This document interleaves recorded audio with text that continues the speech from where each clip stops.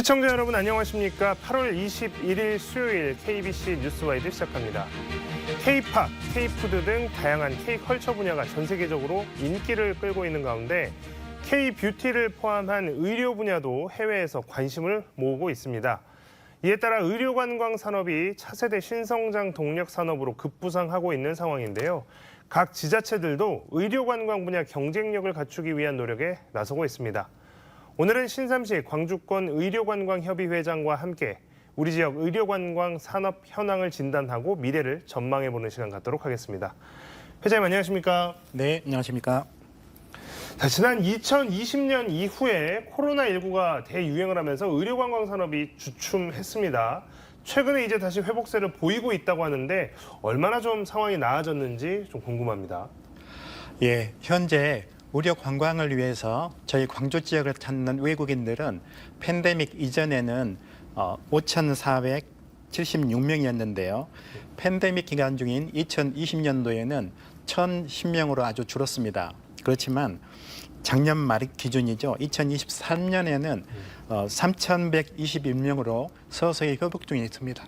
네, 방금 이제 말씀해주신 수치로만 보면 팬데믹 바로 이전에 비하면 한 60% 정도 회복이 된 상황이다 이렇게 볼 수 있을 것 같은데요. 네. 자, 의료 목적으로 광주를 찾는 외국인 환자는 어느 나라에서 어떻게 알고 왔을까 좀 많이 궁금합니다. 그리고 실제로 광주를 많이 오는지도 궁금한데 어느 나라 환자들이 많이 광주를 찾는지 또 많이 찾는 진료 분야는 또 어떻게 되는지 궁금합니다. 예, 그런 코로나 이전에는 중국, 러시아에서 굉장히 많이 왔었습니다. 근데 최근에는 뭐 정치적인 이유 때문이겠죠. 제일 많이 오는 데는 몽골인데요. 내원 중에 21%가 몽골이고요. 그 외에 이제 태국이라든가 베트남에서 한 17% 정도. 그래서 그런 나라에서 많이 오고 있는 형태입니다. 실제로 이제 이분들이 오면 어느 진료과를 많이 찾는지 이제 이 부분도 좀 설명을 해주시죠. 세계인의 마음을 사로잡는 게 아까 K-팝, K-뷰티라고 했는데요. 또 K-의료 기계에 또 관심이 많이 높습니다.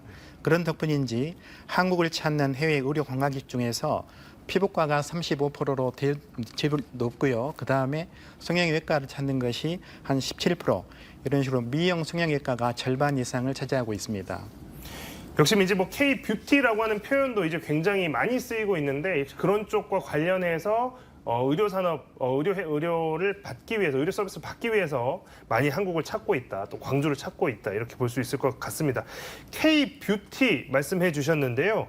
이렇게 K-뷰티가 세계적으로 각광을 받는 이유는 어떤 점 때문이라고 생각을 하시나요? 네, 우리나라의 인재들이 의료 분야에 많이 유입이 되면서 의료가 굉장히 발전을 했고요. 또 미용 성형 효과가 아주 세계적으로 이제 소개가 되면서 세계인의 관심을 끌고 있는 상태입니다. 특히나 이제 항공권이나 숙소 등 여행비를 상쇄하더라도 자기 나라에서 치료한 것보다 훨씬 저렴하게 치료할 수 있다라는 것이 한 메리트가 됐고요. 최근 CNN에서 소개된 바가 있는데 미국 뉴욕에서 3박 4일로 국내에 와서 여러 시술들을 다 받고 귀국을 했는데 그 모든 경비를 합쳐도 미국보다 훨씬 싸고 효과적이다. 그래서 CNN에 소개했던 그런 바가 있습니다.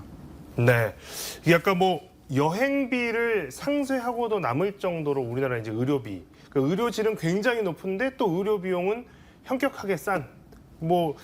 이 뷰티에 관심 있는 분들이라면 당연히 우리나라를 찾을 수밖에 없을 정도로 이렇게 좋은 조건을 갖고 있는 상황이네요. 맞습니다. 자, 그렇다면 우리 지역의 뷰티 분야 의료 인프라 수준도 궁금합니다. 우리 광주 지역 같은 경우에 어느 정도로 우리가 평가를 할 수 있을지 좀 궁금하고 지역에서도 뭐 여전히 서울 쪽으로나 피부 성형 시술을 위해서 찾아가는 경우도 좀 많지 않나 싶은데 우리 지역도 수준이 어느 정도나 될까요? 네, 광주에도 아시다시피 유명한 피부과 성형외과들이 아주 많습니다. 저희 병원만 보더라도 국내에서 가장 많은 최신 레이저 장비를 보유하고 있거든요. 그래서 다른 지역에서도 우리 광주를 찾을 만큼 또 서울에서 할 수 있는 모든 시술을 광주에서 받을 수가 있기 때문에 믿고 해외 또 타지에서도 광주를 많이 방문하고 있습니다. 특히나 이 K-뷰티와 마찬가지로 K-의료라는 것이 해외에 굉장히 지금 각광을 받고 있습니다.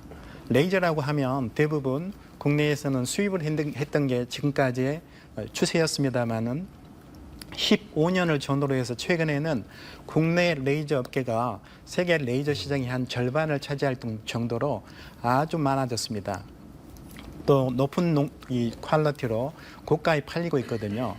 그리고 우리 지역에서도 보면 광주에서 만든 네오스컬프라는 것이 있는데요. 이 장비도 대부분 우리 탄력 치료라고 하는 레이저 시술들이 피부층을 치료하는 것으로 지금 개발이 되어 있습니다만은 피부층을 치료한다고 해도 팔자주름 심술보가 레이저만으로는 해결이 잘 안 되는 것이 사실입니다. 거기에 착안을 해서 실질적인 리프팅이라고 하는 피하 지방층에 콜라겐을 만들어주는 그런 치료를 개발함으로써 기존의 치료가 힘들었던 팔자주름, 심술보, 또 이중턱을 효과적으로 치료할 수 있는데요. 그런 장비를 우리 광주에서 만들어냈습니다. 네. 그러니까 이게 지금 그 우리나라 자체가 뭐 성형이라든지 피부라든지 이런 흔히 말하는 K-뷰티와 관련해서 굉장히 세계적으로 앞서 있는 상황인데 그 중에서도 우리 지역 광주가 이것이 분명히 산업적으로도 인프라가 잘 갖춰져 있고 성공할 수 있는 조건들이 좀 갖춰져 있는 것 같습니다. 방금 이제 말씀하신 것처럼 서울에서 받을 수 있는 모든 시술 같은 경우도 광주에서 다 받을 수 있는 데다가 또 장비나 이런 것들을 갖추고 있는 것도 훌륭해서 다른 지역, 다른 나라에서 광주까지 얼마나 충분한 이유가 되는 것 같고요.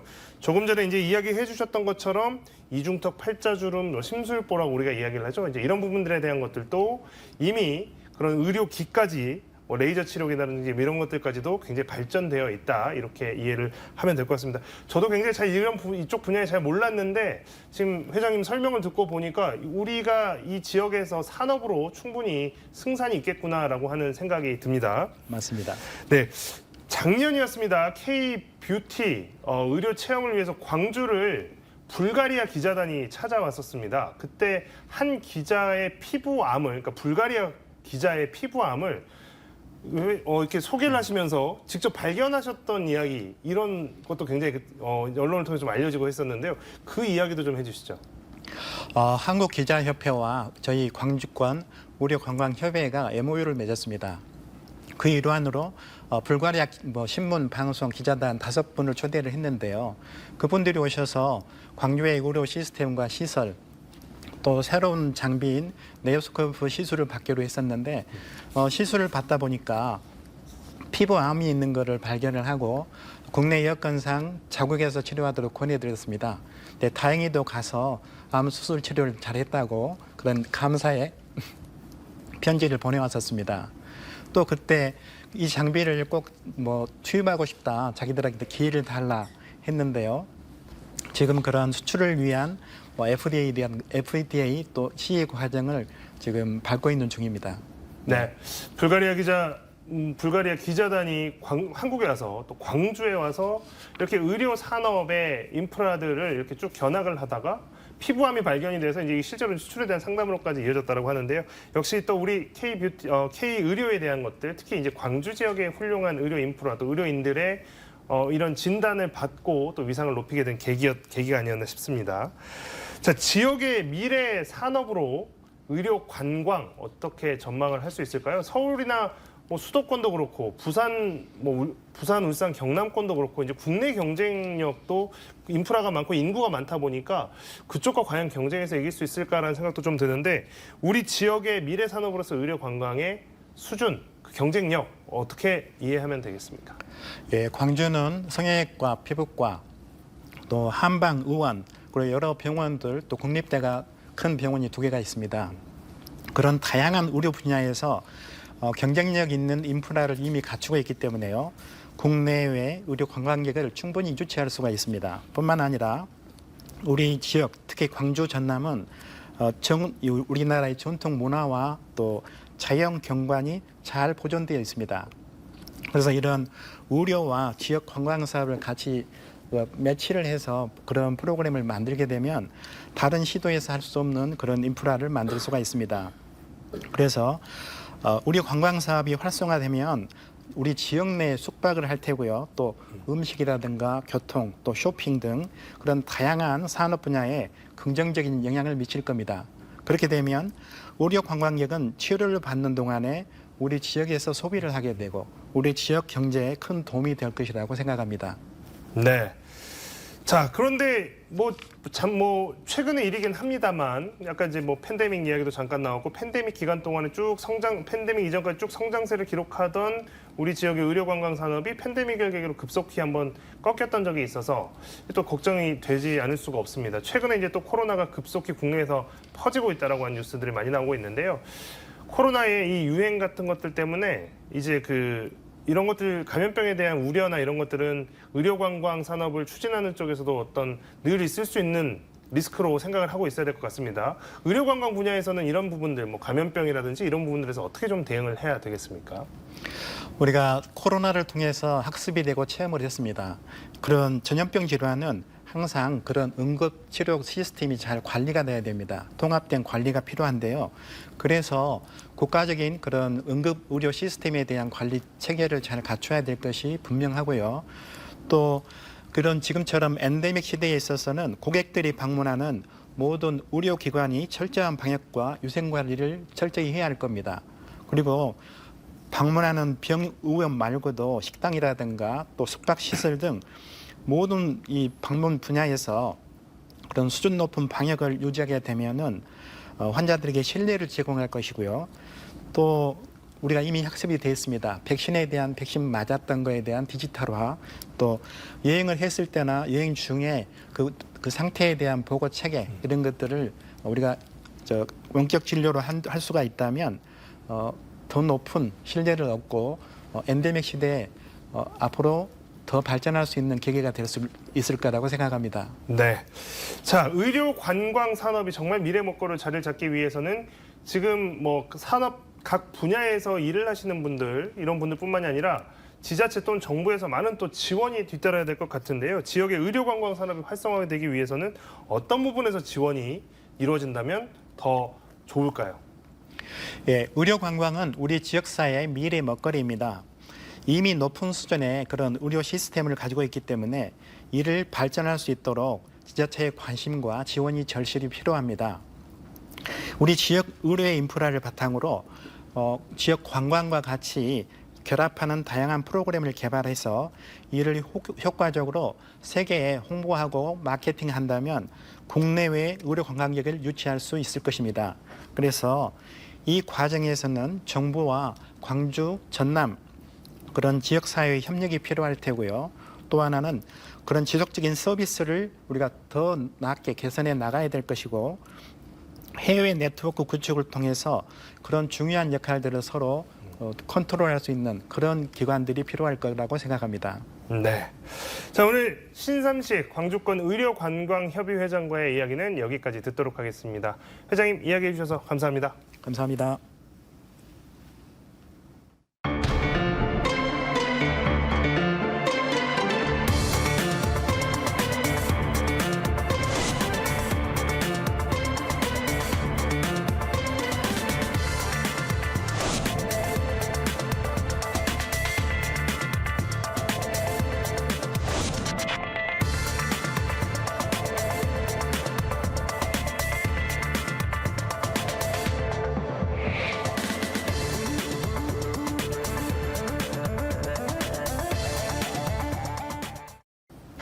최근 코로나19가 급속히 확산하고 있습니다. 엔데믹 선언 이후에 전반적으로 경각심이 약해진 가운데 확산세는 강해지고 있는데요. 정부의 예측 실패로 치료제 품귀 사태까지 빚어졌습니다.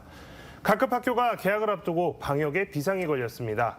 우리 지역 확진자 상황, 그리고 치료제 확보 등 코로나19 대응 담당하고 있는 배강수 광주시 공공보건의료과장 모셨습니다. 과장님 안녕하십니까? 안녕하십니까? 자, 먼저 코로나가 지금 갑자기 확산한다고 그래서 연일이 이제 보도가 크게 되고 있는데 코로나 확산세가 지금 어느 정도나 지금 확산하고 있는 상황인지 좀 설명을 부탁드리겠습니다. 코로나19 감염병은 지난해 8월 4급 감염병으로 낮아지면서 전체 확진자는 집계는 하지 않습니다. 현재 전국 220개 병원급 의료기관과 우리 시 5개 표본감시 의료기관에서 코로나 입원 환자를 파악하고 있습니다. 6월부터 늘기 시작한 입원 환자가 최근 4주간 가파르게 증가하고 있습니다. 전국은 8월 둘째 주 입원 환자가 1,366명으로 한 달 전에 비해 9배가 증가하였고 우리 시는 8월 둘째 주 입원 환자가 55명으로 한 달 전에 비해 18배가 증가하였습니다. 또한 중증 환자는 입원 환자 중 5%로 크게 우려할 상황은 아닌 것으로 판단되고 있습니다. 최근 코로나19 증상은 초기에 발열, 근육통, 인후통, 후 기침 등이 동반하는 특징이 있습니다. 그렇지만 대부분 경미하거나 점진적으로 일어나는 특징이 있습니다. 네, 이제 코로나 증상이야 이제 우리가 이제 많이 익히 알고 있는 증상인 것이고, 말씀해 주니까 최근 4주 동안, 그러니까 한 달 사이에 지금 급격하게 늘어난 상황이고, 이제 좀 있으면 각급 학교들이 이제 방학이 끝나니까 이제 또 이게 좀 걱정이 많이 되는 상황인 것 같은데요. 아무래도 이제 코로나가 경미한 증상이라고 말씀은 하셨지만 그럼에도 불구하고 면역력이 좀 취약한 계층들은 있기 때문에 그분들한테는 여전히 좀 위협적일 수 있을 것 같은데 노약자분들이 좀 걱정이 됩니다. 코로나19 입원 환자 중에서도 역시 노인분들이 좀 많은 상황인 거죠. 그 현황이 좀 어떻습니까? 네, 맞습니다. 우리 지역의 경우도 입원 환자 중 65세 이상이 8월 둘째 주에 69.1%를 차지하면서 무엇보다도 고령층에 주의가 필요합니다. 네, 역시나 이제 나이가 좀 있으신 분들, 그러니까 원래 면역력이 좀 떨어지시는 연령대 분들이 역시나 코로나에 가장 취약하다는 점 다시 한번 상기해야 될 것 같습니다. 최근에 이 감염이 급증하고 있다고 하지만 검사를 거의 하지 않고 있기 때문에 깜깜이 감염자는 이거보다 훨씬 더 많을 것이다 이런 추정도 나오고 있는데 실제로 지금 어느 정도로 좀 파악이 되고 있는지 좀 궁금한데요. 네, 그렇습니다. 표본 의료기관이 아닌 병원에서도 진단을 받고 입원하는 환자들도 있고 또 자가 진단 키트를 통해서 자기 스스로 진단을 내린 사람들도 있고요. 검사 자체도 하지 않는 깜깜이 환자까지 포함하면 유행 규모가 클 것으로 예상됩니다. 네. 근데 갑자기 궁금한 게 이제 뭐 엔데믹 선언까지 오는 과정에서 꾸준히 이제 줄었고 그 뒤로도 이 코로나가 이슈가 그렇게 되지 않다가 갑자기 이번 여름에 갑자기 이야기가 나오다 보니 사람들 불안하기도 하고 궁금하기도 할 것 같습니다. 갑자기 확진자가 왜 일어났다고 우리가 볼 수 있을까요? 사실 올해만 이런 유행을 보이는 것은 아닙니다. 22년, 23년에도 여름철에 환자가 증가했었고 여름에 한 번, 겨울에 한 번 유행하는 패턴이 반복되고 있습니다. 그런데 이번 유행의 경우는 새로이 출현한 KP3 변이 등장과 여름철 에어컨 사용으로 인해서 환기 부족, 무더위로 인해서 호흡기 증상이 있으신 분들도 마스크 착용이 쉽지 않은 점, 휴가철 이동량 증가 등은 복합적으로 작용한 것으로 추정하고 있습니다. 네. 그러니까 뭐 이번 여름만 해서 갑자기 뭐 잠잠하던 게 갑자기 훅 튀어나왔다기보다 이런 패턴들은 좀 있었다라는 설명이시고요. 그리고 이제 아무래도 이번에 이제 변이들의 종류가 좀 다르다 보니까 이번 변이가 좀 다른 때보다 좀 더 확산세가 있는 것 같다라는 설명까지 해주셨습니다. 그 코로나19도 이제 여러 가지 변이가 있고 이제 많이들 알고 계시겠지만 그렇다 보니까 궁금한 것이 그러면 전파력, 감염력 혹은 이제 중증률 이제 이런 것들이 좀 궁금하잖아요. 그럼 이번 지금 유행하고 있는 코로나 같은 경우에는 방금 말씀드렸던 이런 중증도나 전염력 같은 건 어느 정도로 좀 평가가 되나요? 최근 유행하는 코로나19 바이러스는 오미크론 세부종으로 KP3 변이입니다. KP3 변이는 지금까지 경험해온 코로나 변이하고는 크게 다르지 않고 다만 면역 회피 능력이 소폭 증가하였으나 중증도와 치명률은 그렇게 높지 않다고 보고하고 있습니다. 그래서 이미 코로나에 감염된 적이 있거나 백신 접종을 통해 항체가 생겼더라도 면역 회피 능력이 있는 바이러스가 몸에 침투할 경우 다시 코로나19에 감염될 수 있습니다. 네. 일단 면역 회피 능력이 이전에 그 변이된 것들보다는 좀 더 있는 것 같다라고 설명을 해주셨고요. 그렇지만 또 뭐 중증도나 이제 이런 부분에서는 크게 이전에 비해서 상대적으로 크게 우려할 만한 상황은 아니다라는 부분까지 말씀을 해주셨습니다.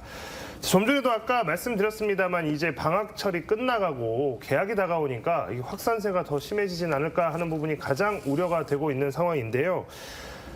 개학을 하게 되면 아무래도 이제 학생들이 특정한 공간에 모여 있게 되는 시간이 늘어나게 되죠. 집단 생활에서 감염이 되고 또 가정으로 2차, 3차 확산이 될 수밖에 없는데 이 부분에 대해서도 어떻게 예상을 하시는지 궁금합니다. 네, 맞습니다. 질병관리청 자료에 따르면 이번 여름철 유행은 방학과 휴가철이 끝나는 8월 말까지 증가 이후 감소할 것으로 예측하고 있습니다. 네, 일단 이달 말입니다. 지금 이제 8월 말에 이제 막 접어들었는데요. 이달 말까지는 계속해서 늘 것이다라는 게 질병관리청의 예측이고 이후에 조금씩 잦아들지 않을까라는 것이 지금까지의 예측이라고 볼 수 있겠습니다. 자, 환자가 늘고 있기는 한데 현재는 확진이 되더라도 격리가 의무가 아닌 상황이죠. 그래서 하고 있는 상황이지만 개인적인 사정에 의해서 격리를 하시지 않는 분들도 굉장히 많을 수 있습니다. 확진자가 발생했을 때는 그럼 어떻게 대처를 해야 되는지 다시 한번 설명을 해주십시오.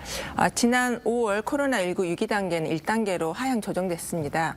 마스크 착용 의무화 등 법적 의무는 해지되었지만 자율적 방역 실천으로 전환되었습니다. 시민 여러분께서는 코로나19 증상이 생기시면 독감과 마찬가지로 가까운 의료기관의 진료를 받으시면 됩니다. 다만 확진자는 다른 사람을 위해 마스크를 착용하여 주시고 불필요한 만남을 자제해 주시고 증상이 심할 경우 집에서 휴식하시고 증상이 사라진 다음 날부터 일상생활 하기를 당부드립니다. 네. 코로나가 급속히 이제 확산되고 있다는 뉴스는 최근에 굉장히 많이 나오고 시청자분들도 많이 접하실 텐데 저도 최근에 어제도 그렇고 대중교통을 이용해봤지만 지하철이라든가 이렇게 사람들이 모이는 장소에서도 마스크를 쓰는 분들이 많이 보이지는 않더라고요. 그래서 의심 증상이 있어도 검사를 또 하려고 하는 분위기도 많지 않은 것 같고 특히 이제 폭염 속에 아까도 말씀해 주셨지만 냉방으로 밀폐된 공간에 머무는 시간이 많아서 위험도는 더 높아지는 것 같습니다. 마스크 이야기를 조금 더 해주시면 좋을 것 같습니다. 마스크를 써야 될까요? 아니면 어느 정도로나 좀 마스크를 좀 잘 착용을 하고 다녀야 될지 그 부분을 좀 다시 한번 이야기를 해주시면 좋을 것 같습니다. 현재 마스크 착용 의무는 해제되었습니다. 하지만 코로나19 확산 조짐이 있기 때문에 마스크 착용을 권고드립니다. 특히 고령자나 면역 저하자 등 고위험군은 실내에서도 마스크를 착용하여 주시고 일반인들도 증상이 있거나 밀폐된 장소, 대중교통 이용 시 마스크를 착용할 것을 권고드립니다. 특히 감염 취약시설 종사자, 보호자, 방문자들은 반드시 마스크를 착용하도록 강력히 권고드립니다. 감염 취약 시설, 이제 예를 들면 고령자나 기저질환자가 많은 요양병원이라든가 복지시설이라든가 이런 곳이 되겠는데요. 이런 곳에 다니시는 분들은 남의 일이라고 생각하지 마시고 나도 언제든 코로나에 감염될 수 있다는 생각으로 마스크 같은 개인 방역들은 좀 철저하게 해주시는 노력이 필요할 것 같습니다. 코로나19 재확산과 관련해서 정부 차원의 준비가 좀 미비했던 것 아니냐라는 지적이 나오고 있는데 질병관리청은 다음 주에 확진자만 35만 명 정도로 예상을 하고 있습니다. 하지만 올해 정부의 치료제 예산 자체가 작년 대비 절반 수준으로 줄어들어서 이 치료제 수급에도 우려의 목소리가 높은 상황입니다. 정부의 예측 실패라는 비판이 나오고 있습니다만 결국 치료제 품귀를 질병청이 사과하고 뒤늦게 추가 확보에 나서고 있는 상황입니다. 지난주에는 아예 치료제가 바닥난 지자체들도 속출하고 있었는데 광주에서도 치료제 좀 구하기 어려운 상황이 있었나요? 맞습니다.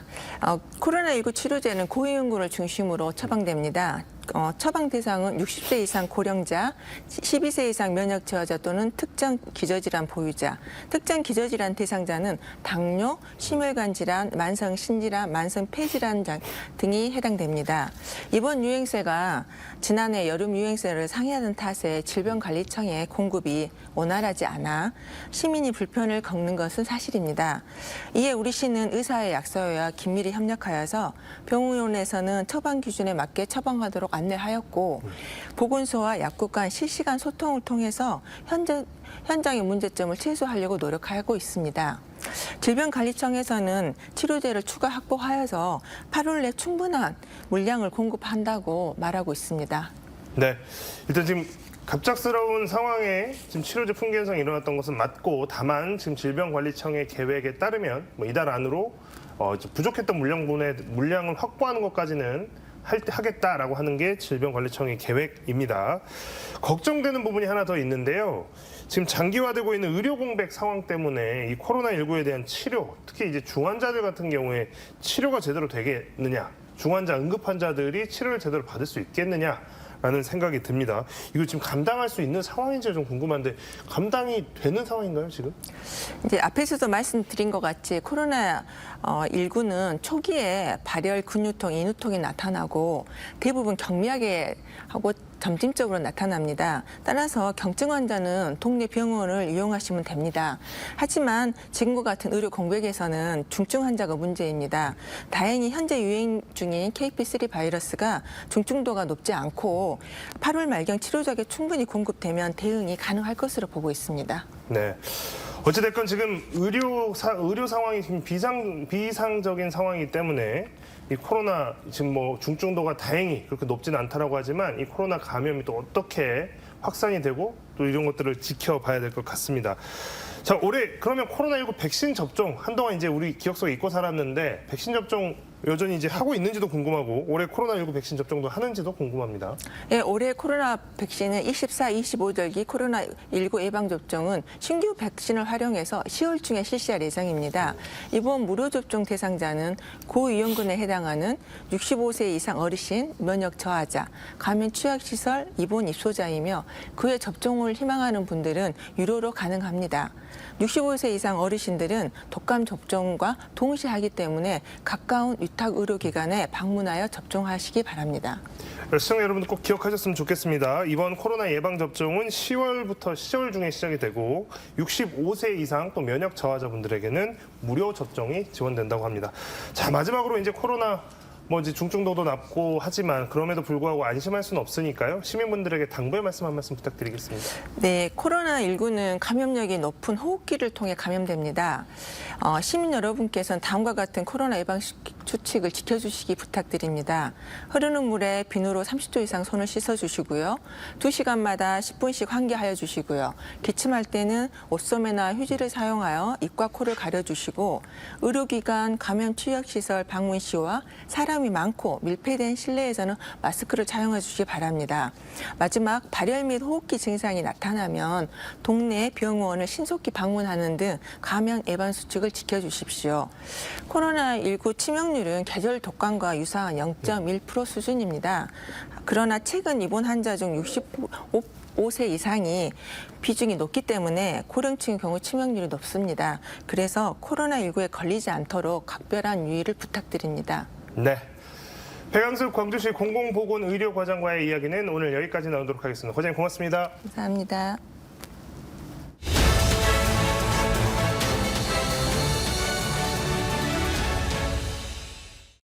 서울광역방송센터입니다. 2024년 올해는 김대중 대통령 탄생 100주년 그리고 서거 15주기가 되는 해입니다.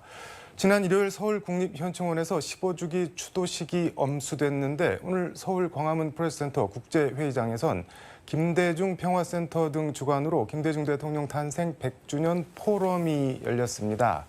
여의도 초대석 김대중 정부 청와대 정무비서관, 정책기획비서관, 국정상황실장을 지냈고 17, 18, 19대 3선 국회의원 그리고 문재인 정부 초대 정무수석을 지낸 김대중 노무현 정권의 계승자를 자임하는 전병헌 새로운 미래 대표와 관련 얘기 해보겠습니다.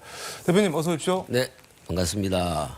팸플릿을 뭘 하나 가져오셨는데 그게 오늘 예, 오늘 이게 네. 프레스센터에서 그 한겨레 신문 주최로 네. 김대중 평화센터하고 김대중 재단 네. 그리고 김대중 도서관에서 공동 주최한 김대중 탄생 100주년 포럼 그 팜플렛입니다. 뭐 어떤 말들이 나왔나요?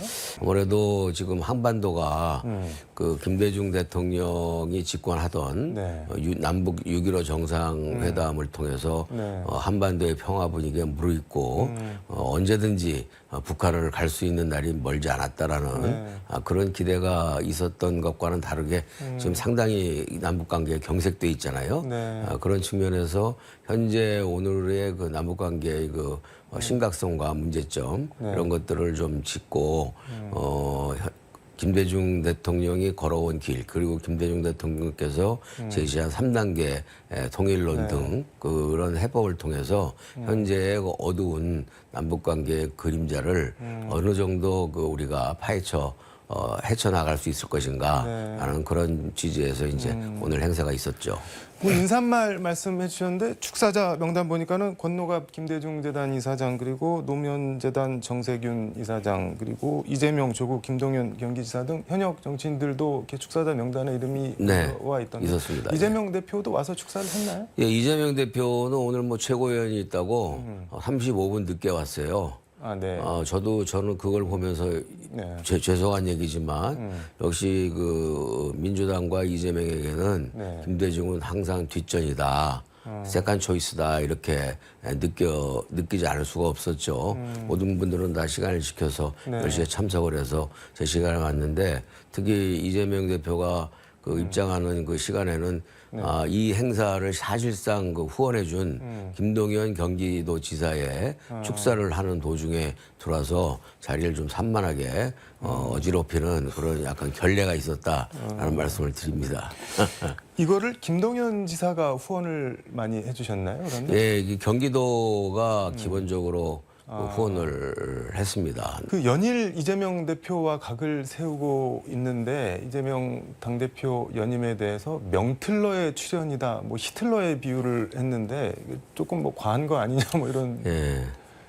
그 뭐 과하다고 볼 수도 있겠죠. 그런데 지금 현재 보면은 그 민주당이 과거의 민주당의 모습을 전혀 찾아볼 수가 없습니다.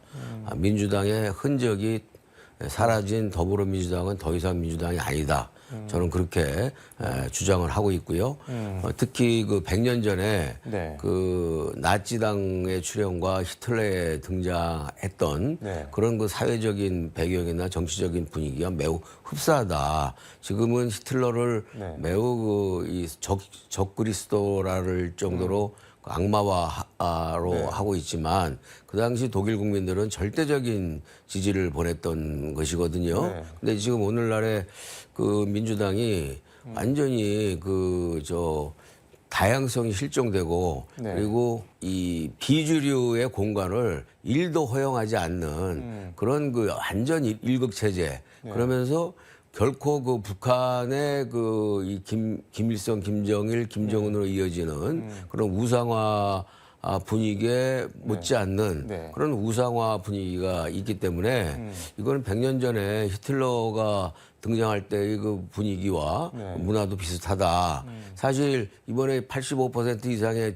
득표를 했습니다만 그것도 저는 의구심이 드는 게 90%의 득표를 오히려 조정한 것이 아닌가. 저는 그런 사실 의구심도 있어요. 그게 무슨 말씀인가요? 그거는 90% 이상 받으면 그건 좀 너무 심한 일극체제라는 비판을 받을까봐 지지율을 그 조정했거나 보이지 않는 손이 이 경선에 그 개입했을 그런 개연성도 있다. 저는 충분히 그런 의심을 하고요. 아니 근데 대의원이나 당원들이 누가 뭐 어떤 표를 던질 줄 알고 그거를 보이지 않는 손이 설령 있다고 하더라도 그 조정이 가능한가요? 저는 제가 생각할 때는 이거는 그 지난 총선에서도 총선 공천 과정에서도 보면은 예외 없이 그 비명들은 경선을 했던 비명들은 100%다 낙선을 했거든요. 그리고 상대가 누구이든 간에 그런 그 어떤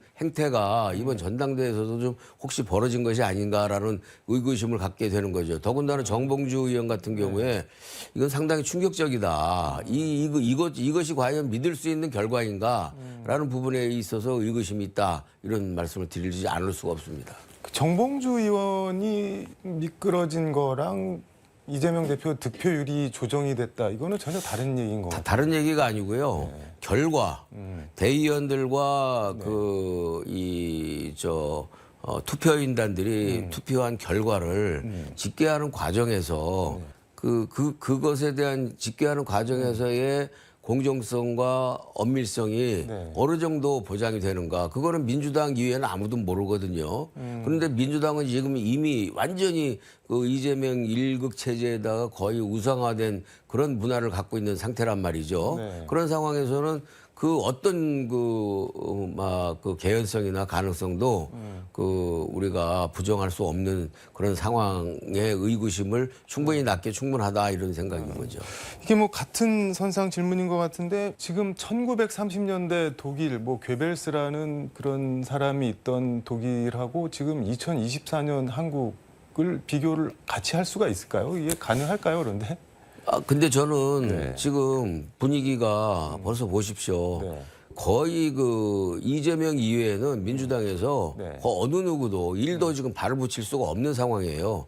그리고 이재명 1기하고 이제 이재명 2기가 있는데 시즌 1과 시즌 2라고 볼 때 시즌 1에는 그래도 뭐 고민정 그 최고위원이라든지 한두 분의 비명계가 있어서 그 최고위원 석상에서 좀 쓴소리도 좀 하고 이견도 좀 나오고 그랬던 사실이 있었는데 이번에는 네. 최고위원 경선 자체가 그야말로 명비어천과 경연장을 방불케 하는 네. 그런 그 이른바 아부와 충성 경쟁장이 돼 있었거든요. 네. 그런 상황에서 보면은 시즌 2는 네. 완전히 이재명 1급 체제를 넘어서 거의 이제 총통 체제가 됐다라고 지적해도 그렇게 무리한 지적이 아니라고 생각합니다.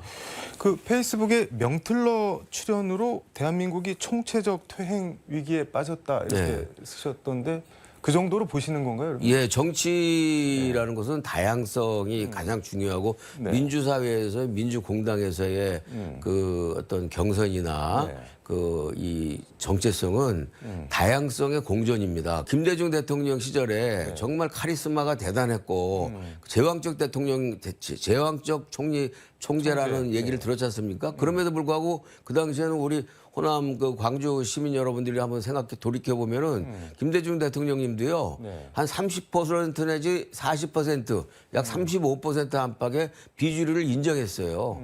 그래서 그 김대중 그 총재께서도 경선의 결과가 70%를 넘는 적이 별로 없었어요. 그런데 이번에는 완전히 90%를 갔다가 자기네들도 민망했는지 85%로 5% 정도 하향 조정한 것 같은데 네. 이런 식의 그 정당 문화가 과연 민주사회에서의 민주공당으로서의 그 투표 결과로 나타날 수 있는 것인가? 저는 이것이 이재명에 대한 절대적인 지지라고 이렇게 자랑할 문제가 아니고 오히려 부끄러워해야 될 문제다 이렇게 생각하고요. 기본적으로 저는 김대중 대통령의 정치적 제자라고 생각하는 사람인데 네. 김대중 대통령이 이재명만 못해서 90%, 85% 지지를 못 받았을까요? 그건 아니거든요. 이제 민주당은 없다.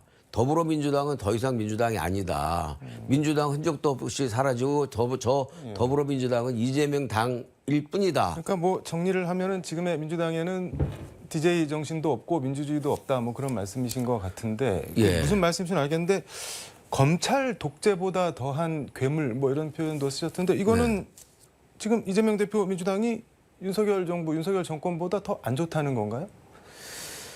저는 윤석열 그 대통령과 이재명 그 대표가 네. 아주 교활한 정치적인 공생을 하고 있다. 이재명 대표가 사법 리스크 속에서도 네. 저렇게 지지를 유지를 하고 지난 총선에서도 네.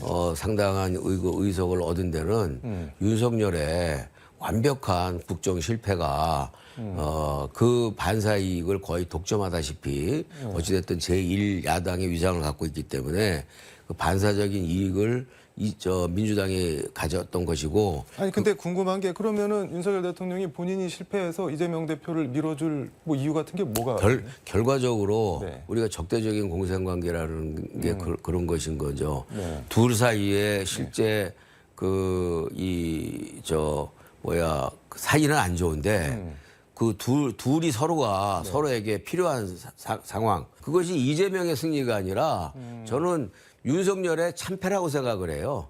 윤석열의 참패 결과가 이제 그 민주당의 선거 결과에서의 승리로 이어졌지만 이것이 결코 이 본질이 오래 갈 수는 없다. 남의 실패에 의탁해서 자신의 그 지지율을 또 지지를 갖다가 유지하고 있는 것은 이것은 모래성이다 이렇게 생각해서 오래 가지 못한다고 봅니다. 윤석열 대통령, 이재명 대표라고 안 하시고 표현을 계속 윤석열, 이재명 이렇게 하시네요. 네? 그 표현을 갖다가 지칭을 네. 예, 그 이재명 대표가 아니라 계속 그냥 이재명 시간을 절약하기 위해서요. 시간 절약. 윤석열 네. 대한민국 대통령이 윤석열 대통령이라는 것은 대한민국 사람이라면 모르는 사람이 없고 그다음에 지금 이번에 엊그제 그 거의 90%에 육박하는 절대 이 다수로 그 지금 시즌 2 방탄 대표가 탄생을 했기 때문에 그 모를 사람이 없으니까 제가 이 직책을 뭐 생략해서 불렀는데 폄하하시려는 의도는 아니신 거죠? 폄하하려는 의도는 아니에요. 네. 그냥 자연스럽게 편하게 얘기를 하다 보니까 네, 네. 이 시간 이후에는 직책을 붙이도록 하겠습니다. 우리 앵커께서 지적을 해주셨으니까. 아닙니다. 그 민주당은 당대표실에 김대중 노무현 대통령의 사진을 걸어놓을 자격도 정통성도 없다. 우리 새 미래가 가져오겠다라고 이렇게 말씀을 하셨는데 네. 뭐 당장 이런 지적이 나올 수 있을 것 같은데 좀 죄송한 말씀이지만 뭐 가져갈 실력은 있고 뭐 이런 냉소 같은 게 나올 것 같은데요. 예. 이 상처에 소금을 뿌리는 질문을 하셨네요. 죄송합니다. 네. 근데 저희가 역량은 있다고 생각합니다. 그리고 김대중 대통령을 네. 누구보다도 잘 이해하는 사람들이 모여 있다고 생각을 하고요. 네. 오늘 같은 경우도 사실 최고위원이 네. 최고위원 회의가 네. 오늘 한겨레 신문에 김대중 탄생 100년 포럼 네. 참석에 시간을 갖다가 35분씩 늦게 올 정도로 네. 그렇게 중요한 것인가? 그렇다면은 최고위원 회의를 오늘만큼은 30분 정도 당겨서 하고 시간을 지켰어야 되는 게 맞지 않는가? 저는 그런 생각인 거죠. 그러니까는 뭐 쉽게 말씀하면 뭐 하나를 보면 열을 안다. 그렇죠. 그러니까 그런 걸 보면은 네. 하나같이 그 김대중 대통령이나 김대중 총재에 대해서는 네. 늘 항상 후순이다. 그래서 이번에 사저 문제 같은 경우도 네. 이 사저 문제가 5일날 처음 단독 기사로 보도가 됐었는데 그 일주일 동안 제가 지켜봤어요. 기다렸어요. 근데 일주일 동안 누구도 나서는 사람이 없었고 그리고 그 대변인실에서 그 많은 대변인들이 논평 한 줄 내는 사람이 없었습니다. 쭉 지켜보신 건가요? 지켜봤죠, 당연히. 그리고 지켜보고서 일주일 동안 딱 제가 유예 기간을 둔 다음에 일주일 후에 7일째 되는 날에 제가 긴급 최고회의를 동교동 사저에서 세밀의 긴급 최고회의를 열면서 이 문제를 공식적으로 공론화하고 이슈화 시킨 것이죠.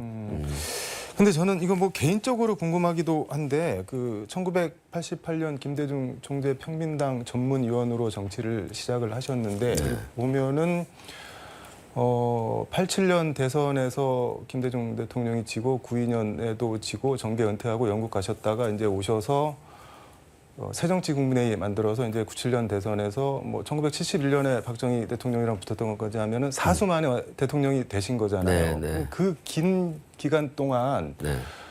김대중이 대통령이 되어야 한다. 뭐 그거에 대해서 이론 같은 게 전혀 그 주변에 있는 분들이나 당에 없었을 거 아니에요. 네. 근데 그런 비슷한 게 지금 이재명 대표를 지지하는 사람들이나 뭐 민주당에도 당연히 무조건 이재명이 대통령 되어야 된다. 뭐 그런 믿음이나 뭐 그런 게 있을 거 아니에요. 네. 그 둘이 다른 건가요? 그거 완전히 다르죠. 어떻게 다른 건가요? 우리가 흔히 공자님 말씀에 수신제가 치국 평천하라고 했잖아요. 네. 김대중 대통령님은 수신과 제가가 되어 있던 분이고 네. 그리고 평생을 그 험난한 그 민주화 투쟁의 과정을 거치면서 네. 목숨을 건 투쟁의 결과물로서 김대중이라는 지도자가 만들어진 거죠. 네. 시대가 만들었다고 생각하는데 이재명은 전혀 김대중 대통령이 걸어온 길과는 전혀 다르죠. 기본적으로 수신 제가가 기본적으로 이번에 그리고 또 자기의 그 사법 리스크를 사법 리스크를 혼자 국회의원이라는 그 불체포 특권만 가진 그런 그 신분으로서는 막아내기가 버겁다고 생각해서 이 당 대표까지 출마를 해서 당 대표로 나서면서 그런 그 사유화된 그런 행태를 보인 것으로 보면은 김대중 대통령과 이재명과는 본질적으로 다르다. 그리고 기본적으로 수신이 안 된 분이다. 저는 이재명 대표는 지난 대선 잘 생각해 보십시오. 우리 광주 전남 시민 여러분들. 지난번 대선은 모든 언론이 비호감 경쟁이라고 했지 않습니까? 누가 더 나쁘고 누가 덜 나쁜 후보인가를 구분하는 그런 괴상한 선거였단 말이죠. 그런 그 후보인데 또다시 이거를 그 대통령 선거에 또 본인이 또 나서겠다고 하고 그거는 저는 제2의 이해창을 만드는 꼴이 될 것이라고 생각을 하기 때문에 그 말씀은 그러면은 대통령이 될 자격도 기본적으로 없고 또 나와도 또 안 될 거다 그런 말씀이에요. 예, 저는 안 된다고 생각해요. 왜냐하면 사법 리스크가 하나도 해결된 게 없잖아요.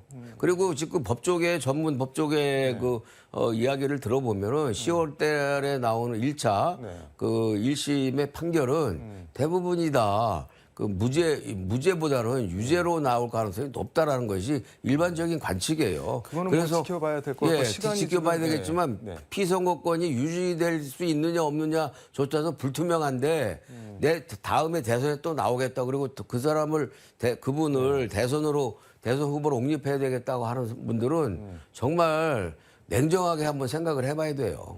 시간이 다 돼서 김대중 대통령 사저 얘기는 오늘 더 물어볼 시간은 안 될 것 같고 뭐 강조하시고 싶은 말씀 마무리 말씀 겸해서 듣도록 하겠습니다. 민주당이 이제는 더불어민주당은 더 이상 민주당이 아니라는 것이 여실히 드러나고 있습니다. 이번 사저 문제도 그렇고 오늘 당장에 김대중 탄생 100년 포럼에 처신하는 대처하는 자세도 그렇고 그래서 지금 더 이상 이른바 이재명과 그 개딸들의 가스라이팅에 속아 넘어가지 말고 정말 냉정하게 현실과 진실 여부를 잘 밝혀서 과연 다음에 대선에 누가 나오는 것이 우리가 정권을 되찾아올 수 있을 것인가라는 점을 진지하게 한번 고민해 보셨으면 좋겠습니다. 그리고 더불어서 이낙연 대표가 지금 우리 광주 전남 시민 여러분께서 이낙연이라는 사람을 키우기에는 굉장히 시간도 많이 걸리고 어려운데 사람을 자르기에는 너무나 쉽습니다. 근데 그 나무도 마찬가지죠. 그런 차원에서 다시 한번 이 호남의 기대주로 나설 수 있도록 하시는 것도 어떨까라는 그런 제안의 말씀을 드립니다. 물어볼 게 더 있는데 시간상 오늘은 여기서 정리하고 다음에 다시 한번 또 모시도록 하겠습니다. 오늘 말씀 고맙습니다. 네, 감사합니다. 지금까지 서울광역방송센터에서 전병헌 새로운 미래 대표와 함께 전해드렸습니다.